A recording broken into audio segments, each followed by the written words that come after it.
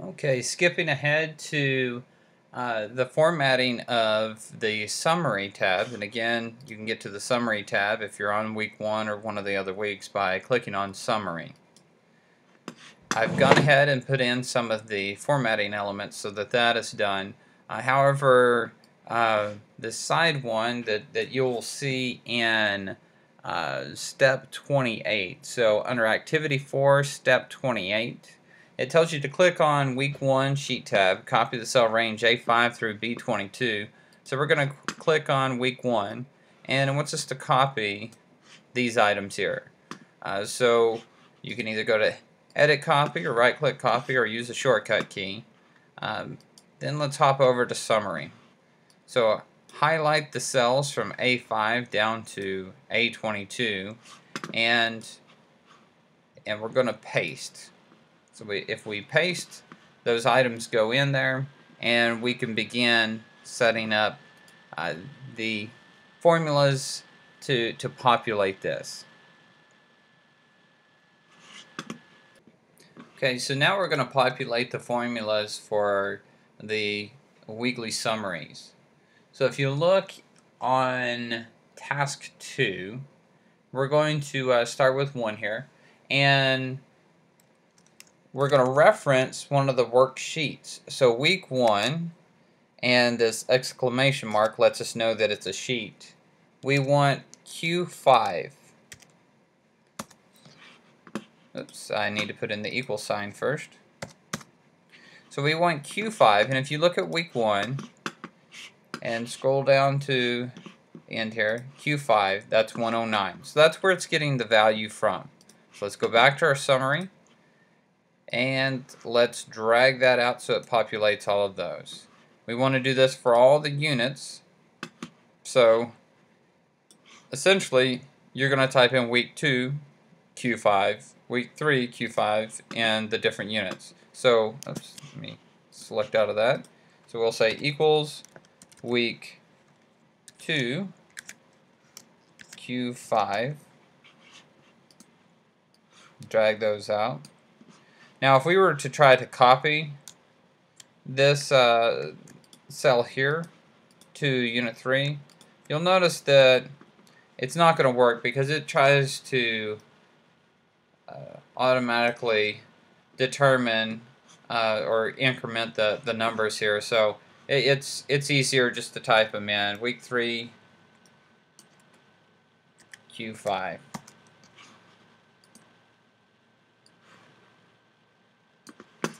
We'll go through all of these.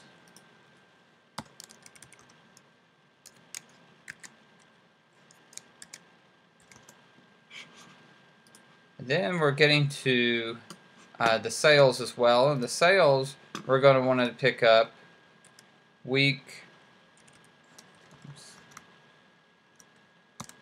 1, R5.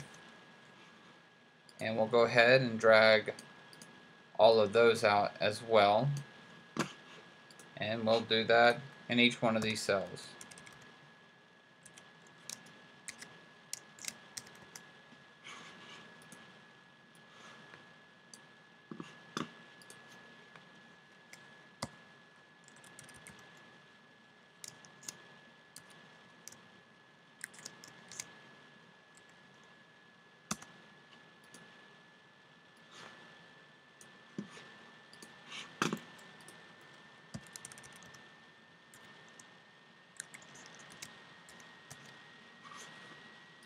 Alright, so we've got all these values in here. Now we need to find the total units, which we will do much in the same way that we did the total units in the other spreadsheet. So we're going to pull the sum equals sum, and click inside your parentheses. And then you can hold down Command on a Mac or Control on a PC and select the different units. Hit enter. We'll drag that out, and we'll do something very similar for this one.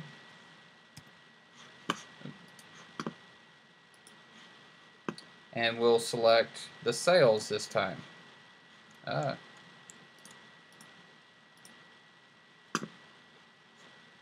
Sorry, I have to release it and start over. I selected the wrong one.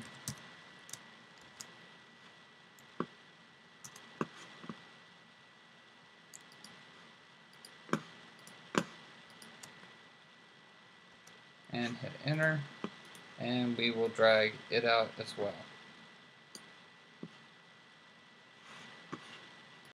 Okay, after formatting, you'll notice in task 2 under number 17, we're going to create a table out of the data in this document. So we're going to choose from A4 all the way through L22. So highlight it, and then click on the Mac. I have a Tables tab. You may have it under a different option, but I'm going to click New Table with Headers, and also turn on Total Rows, so it'll create a total field as well. So now you'll notice that I have headers up here that, sorry, I don't know why this option is not staying up, that we can sort ascending or descending. We can also colorize them, and by the way, banded rows is on, so that's why the colors of this change, so it's a little easier to read what belongs to where. Alright, next I want you to create AutoSum totals. You'll notice that, at least in my version of Excel, and yours may be different, we can now just choose sum, and it'll sum them. If it doesn't, then you can do the same as we did with the others and do an AutoSum. But I'm going to go through here, and I'm going to sum all of these. And notice that if we wanted, we could come up with the average count, and that's the number of record items, by the way. Max, min, sum, and so forth. But right now, we're just concerned with sum.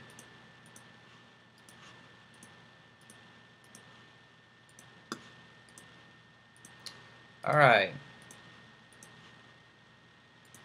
Now we've got all of the sums in there. Now we have the option of being able to filter through this data a little easier. We can even, at the top here, if you don't want filters on, you can turn off filters, but we're going to be using them for this. There's how you turn off filters. Alright, so now we're moving on to page 277, task 1, and we're going to learn how to set up the filters.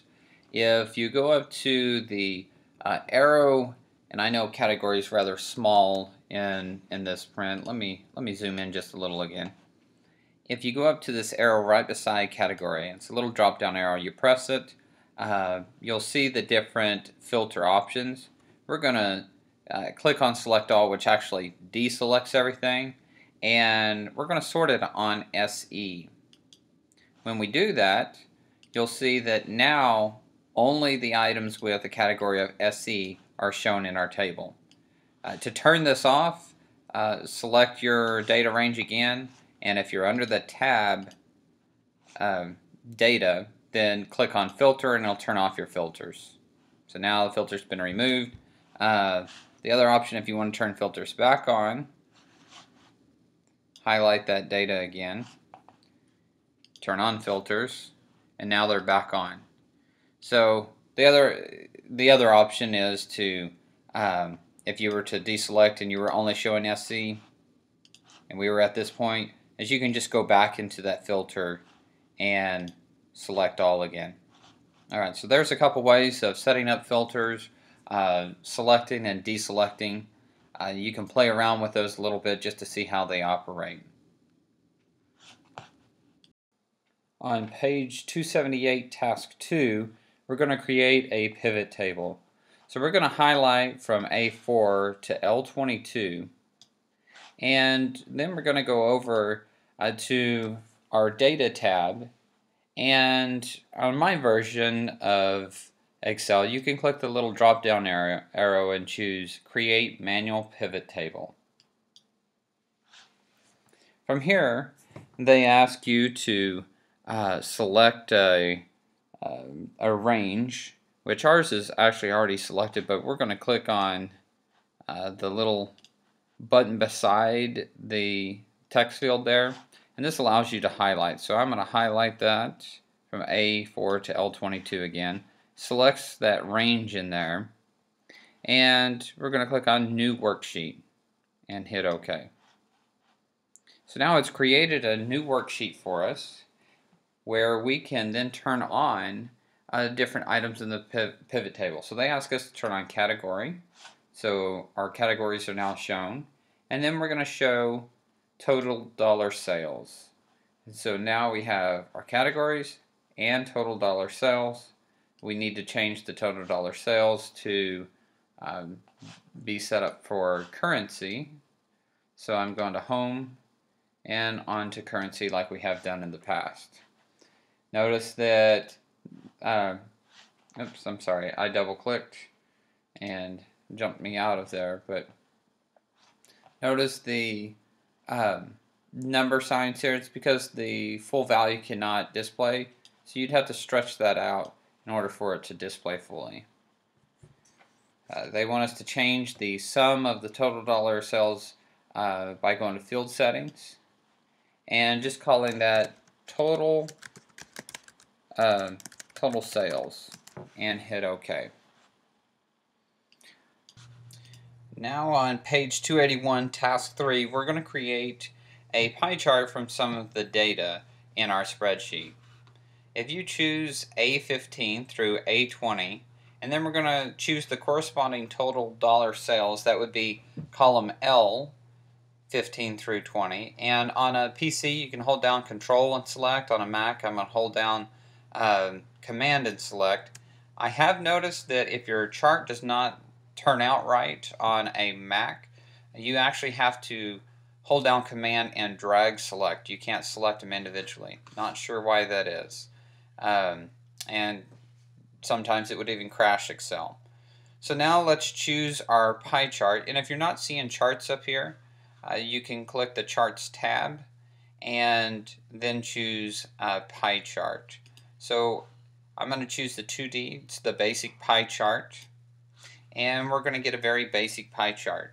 From here, they want us to move this chart to a new sheet. So we can right click. We have to make sure that we don't right click on any of the actual pie chart or the legend over here. So we'll have to right click in some blank space or white space so that it doesn't select one of those items. Then we're going to choose Move Chart. They want us to move it to a new sheet called Pie Chart, and that's going to create a new sheet by itself that just has the pie chart. If you're in a view where you can see layout options, you can actually choose a layout option that shows the pie charts and the legend. So I'm going to hit the drop down. Don't mix it up with this first one. Actually hit the drop down, and it's one of the last ones. But again, it's going to depend on your version of Excel. Alright, now if we want to format that further, right click and go to Format Data Labels and click on Labels. Percentage is chosen and Best Fit is currently chosen. They want us to change that to Outside End. So I'll click Outside End, hit OK, and now we've got our values on the outside and we've got our legend over here. Alright, so now click in your chart and change the chart title to Monthly Product Sales Chart. So now your chart should look like figure 40. And next we'll move on to task 4. Alright, now we're on to task 4 on page 285. we're going to use the filters again. If you go up to L4 and click on the arrow beside the words total dollar sales, you'll see that filter menu come up. We're trying to find the top 2 selling items. So we're going to choose top 10 in our drop down list, and this may be a little bit different. So we want to select the top 2, so we're going to change it from top 10 to the number 2. Now it's only selecting the top 2 items. We can again turn off this by going back to choose one. It'll eliminate that filter, everything showing again. In order to select the top or the bottom 2, or the items with the least sales, then you can select bottom 10 and just choose one. And so now that's going to show our item with the fewest sales, and that's one session. Okay, now we've completed the assignment and I turned off the filters again, but you're ready to do the very last part, which is test your design preparation. In those instructions starting on 287 and page 288, they ask you to make a pivot table. So make sure that you refer to the earlier pivot table in the guide, but I want to make sure that you're able to make one without having to have the step-by-step instructions to do so. So yes, please do finish that, and that's all for this week. Thank you.